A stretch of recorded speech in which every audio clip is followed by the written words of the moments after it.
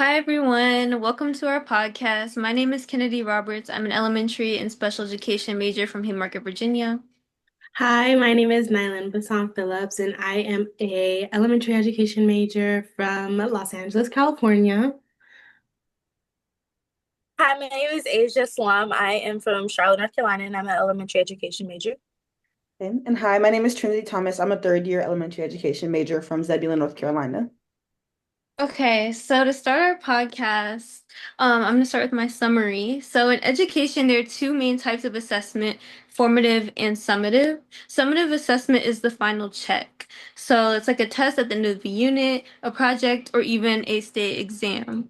It tells us what students know after learning is complete.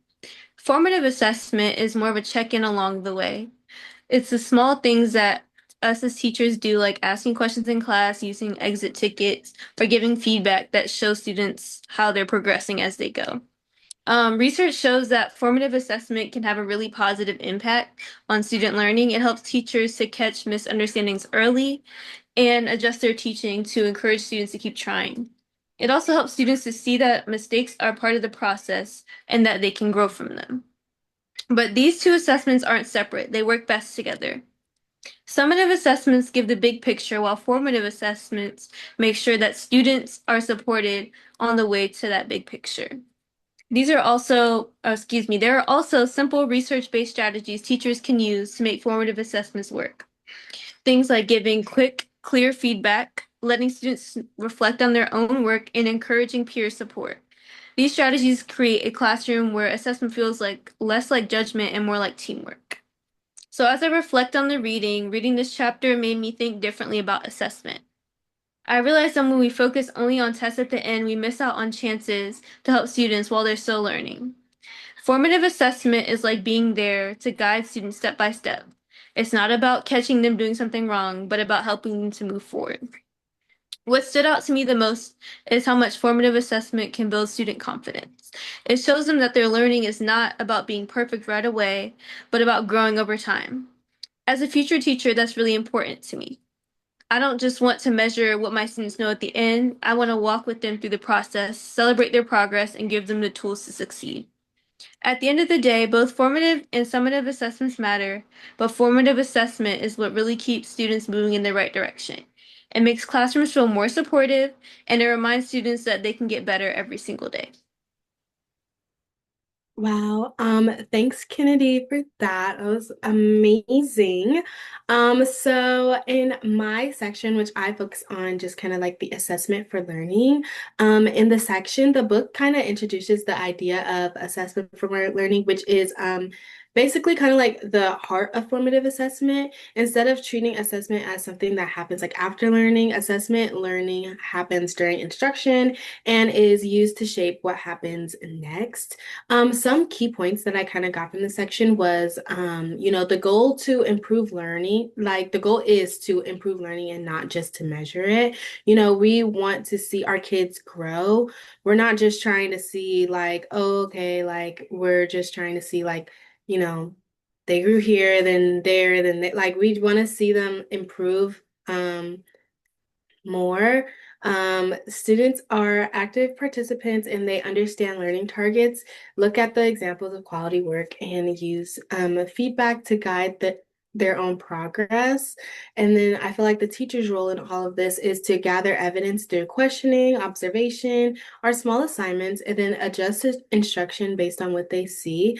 I think last week I was kind of talking about how projects can kind of help measure a measure how um measure sorry excuse me measure how much a kid has taken from a lesson. And like I said, I still do agree with that, but I also feel like if we're trying to figure out, their milestones throughout the lesson, we can see that with, questioning and small assignments and see, how they're moving along with the lesson while, we're still teaching it, not just at the end. Because, you don't want to give a project at the end of a lesson and then see like, oh, my kids literally don't get this. And like that would literally, it would the lesson would kind of be pointless. And then I feel like we also need to look for feedback because feedback is descriptive, specific, and focused on how students can improve, not just what's wrong. We want to hear back from our students, have them talk back to us. Hey, how are you guys feeling about this? Is this hard for some of you guys? If it's easy for some of you guys can help some of your friends, that sort of thing. And just, motivating them. And I feel like, this kind of approach can foster a growth mindset and student can see that mistakes are a part of the process instead as of like failure. And then I'm gonna go into like my critical reflection. And I really like how this section reframes assessment as something with students instead of to students. Like that's a really big mindset shift.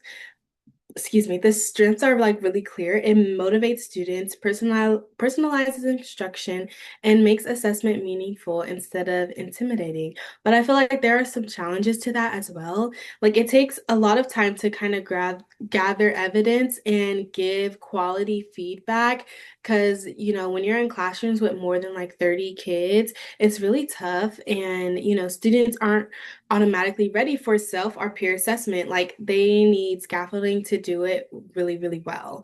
And I feel like there's also the issue of like culture. Many schools and parents still value summative tests more than formative practices. So assessment for learning can really feel undervalued. Overall, though, like this subchapter really pushes us towards the kind of classrooms we want, ones where assessment drives learning forward instead of just, labeling students. I have to say. Okay, thank you, Nyland. That was really great. And I feel like what I'm going to speak about now kind of piggybacks off what you were just talking about, which is the high impact practices focusing with formative assessment. So specifically in the textbook, it talks about in 1998, Paul Black and Dillian Williams published their research on the importance of formative assessment. And it kind of, the way they put it was it triggered an awareness of the need for formative assessment in classrooms. And focusing mainly on the two categories they showed us about high impact practice. The first one being the question. So there are certain questions they show us for what a teacher should ask when they are examining information, interpreting it, and acting on it themselves. So those questions are: who is and is not understanding the lesson? What adjustments should I make to instruction? What are each student's strengths and needs? What misconceptions do I need to address? How often should I group students for instruction, and how should I do it? What differentiation do I need to prepare? And are students ready for feedback? If so, what feedback should I give? I feel like specifically with this category, it's almost like the teacher is, I guess, not shouldering everything on themselves, but in a way they are, because in the next category, it's more student and teacher. So the teacher is examining information, interpreting it, and sharing it, but the student is also examining, interpreting, and sharing theirs. So it's teaching students to monitor the quality of their work. And I feel like a lot what we were talking about last time, like the way that we track their improvement throughout the semester using projects, using different types of testing and things like that. I feel like it's a lot better when the student can monitor their own work because they can slowly see themselves improving. And it also kind of, I guess, fosters a kind of like more of a need to want to do better, to see themselves do better. So yeah.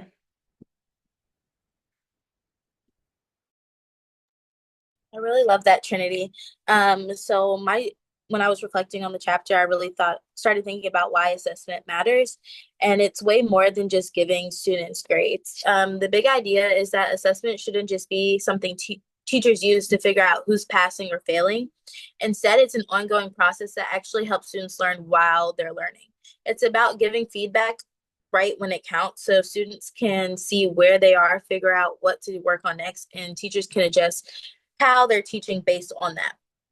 The chapter really stresses that assessment isn't meant to advance learning, not is meant to advance learning, not just to measure it. When done well, assessment helps students understand the goal they're aiming for and what success looks like.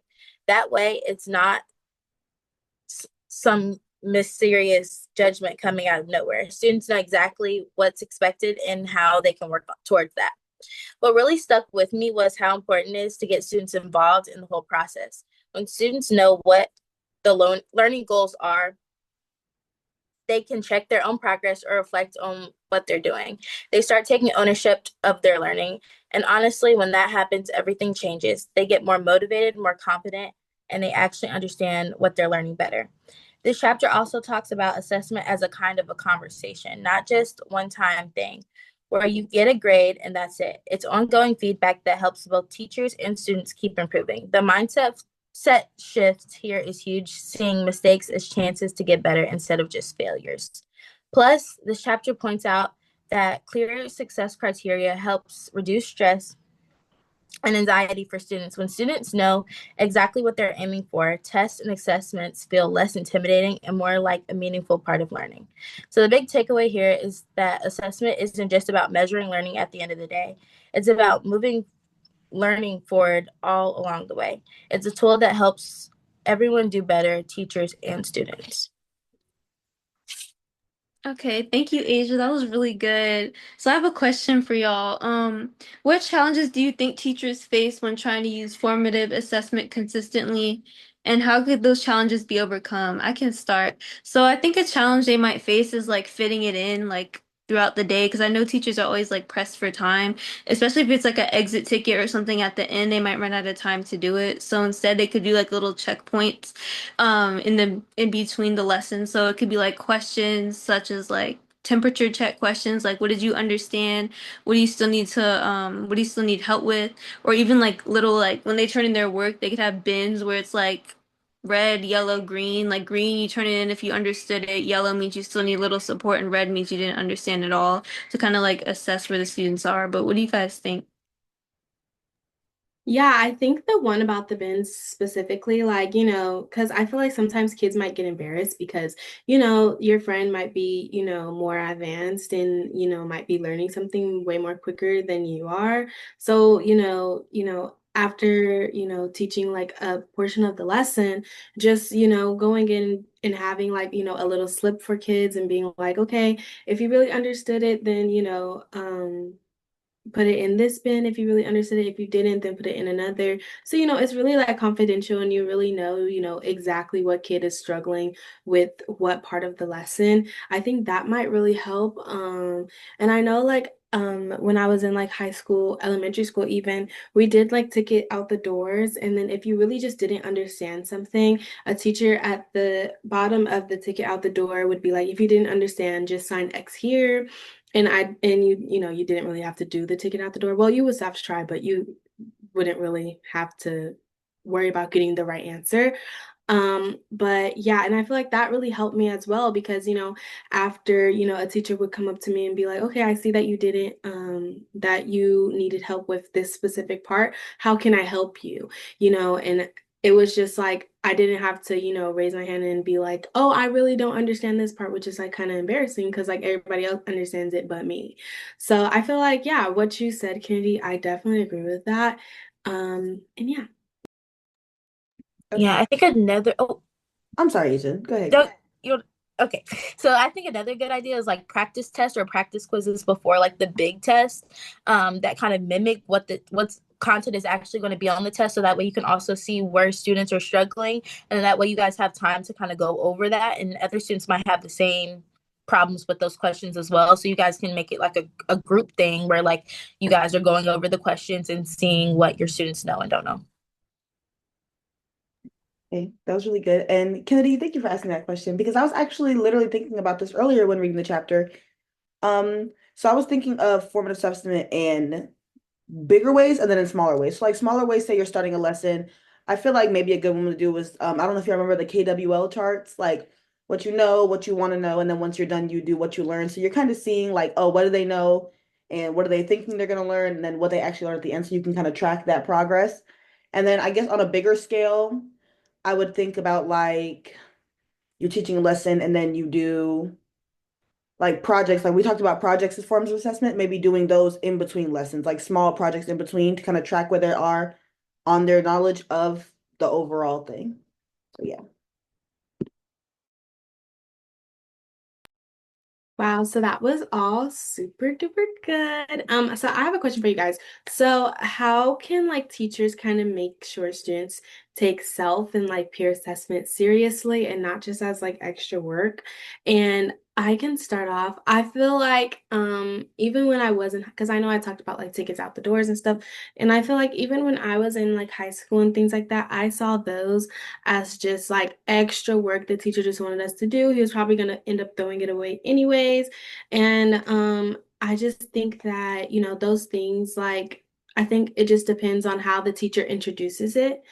If you're just throwing things at the end of class or at the end of the portion of the lesson and just being like, hey, just do this, then it's like it kind of makes me feel like as a kid, like you really just are giving me busy work. But if you're introducing it and telling, kids the truth, like, hey, I just want to see where you guys are at. So I just want you guys to do this small little question for me. If you don't understand it, just mark that you don't understand it at the end. And I feel like that would really help. I feel like for me as a kid before, because it would really help me to be like, okay, my teacher wants to help me. Like they want to see me, grow in this. Want to see me grow in this specific lesson.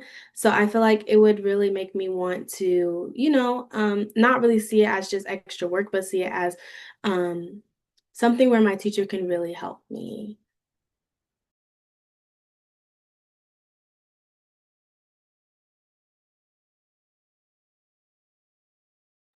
Okay, that was really good, Nyland. Thank you for asking that question. I think that you said a way for like students to stay encouraged into like doing peer work and like doing things like to stay on top of their work. Was that the question? Or can you read? Kind of like to try to make sure that like self-assessment and like peer assessment is like we're actually taking this serious and like we're not just giving you guys like busy work. Like, no, this is something that I want to see. I want to see your growth and how you're taking the lesson, basically. Mm-hmm. Well, yeah. So I definitely think that a way to like though I talked about before, the high impact practices, like when teachers and students are working on those things together, like even small things, like, in high school, we would share a document with teacher, they can track our progress as we're going, things like that. As long as you are just as involved and your student sees that you're just as involved, it'll encourage them to want to do that work as well. Because, like, well, one, you don't want to get a bad grade, as simple as that, but you want your teacher to see that you really are trying. So I feel like as long as your teacher is just as involved as you are, I feel like it'll definitely go very far. I think that to encourage peer assessment and then like self-assessment, like I'm gonna build like a strong classroom community first where like my students feel like it's safe to open up and like where it's not like the students are criticizing each other, but like they want to uplift each other and help each other be better. And then after that, like I'll just make sure that like I'm gonna seat my students either in groups or like partners so that they always have someone to like bounce ideas off of or like to ask questions or work together. So that encourages like collaboration. And then so whenever they like need to do a check-in, I'll be like turn to your elbow partner and make sure you guys have the same answer or make sure that you guys worked it out the same way. Or if they're doing writing, be like read each other's writing and then give feedback, things like that. And then for self-assessment, I'm gonna teach my students how to like correct their own mistakes because that's like a life skill that you need to be able to do so that I don't always have to be telling them what they're doing wrong. They can like kind of self-correct. So that's how I would go about that.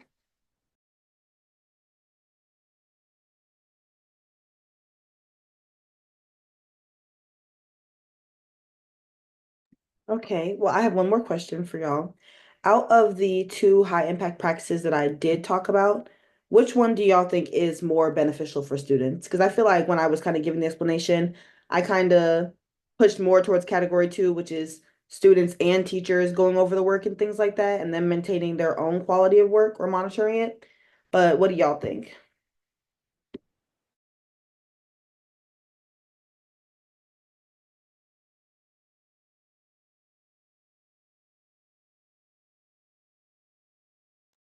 Sorry, Trent, can you go over like basically like your two that you kind of went over? I probably like faded out and No, it's no problem. So the first one is when the teacher themselves is only examining the information, interpreting it, and acting on it.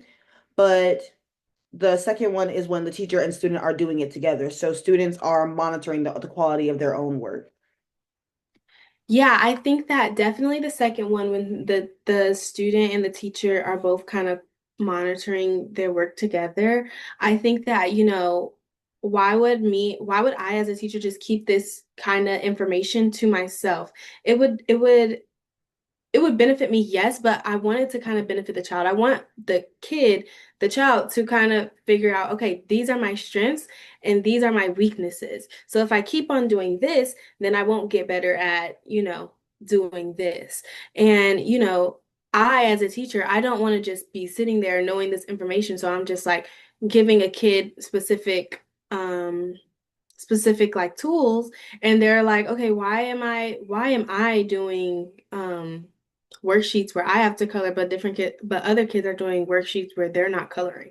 Like you want to make sure like they know why they're doing things differently, or why they're learning differently, so that even when they go on to other grades, they can tell their teachers, hey, these are my strengths and these are my weaknesses, and I do better when I'm in this sort of environment, or I do better with these sort of assignments, because you want them to know, when they do talk to other teachers, because I'm not gonna be there while they're, progressing through their school career. I'm not gonna be there every time for them. So, you want to make sure they know how to talk to teachers and how to explain, their strengths and their weaknesses, basically.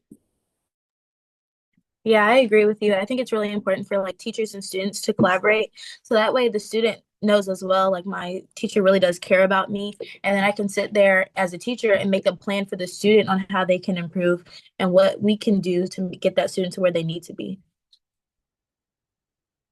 I also think that self-advocacy, excuse me, advocacy skills are very important because as a student, like you guys know, like in college, you have to advocate for yourself a lot. So like I would want to instill that in my students early, and that starts with them knowing like what type of learner they are and how they learn best, and then talking to their teacher about how they can be supported. But that just starts with like the teacher partnering with the student and their parents so that they can talk about like the strengths that they notice in class, the weaknesses, and then how they can all work together to make a plan so the student can be better. Yes, thank you for all those answers. Those are all great. And I really do agree with y'all with the talking to students about, because students, they know how they learn, and you'll never really know that for yourself until you sit down and talk with them. So I definitely feel like meetings throughout the school year are definitely necessary in classrooms, especially when students are monitoring their own work and things like that. But yes, thank you for y'all's answers. Does anybody have anything else they want to add? Any other questions they want to ask? Or are we all good? I think this is a great conversation. I liked all of you guys' answers. Y'all definitely asked some really great questions. Okay, well then we're all good to go.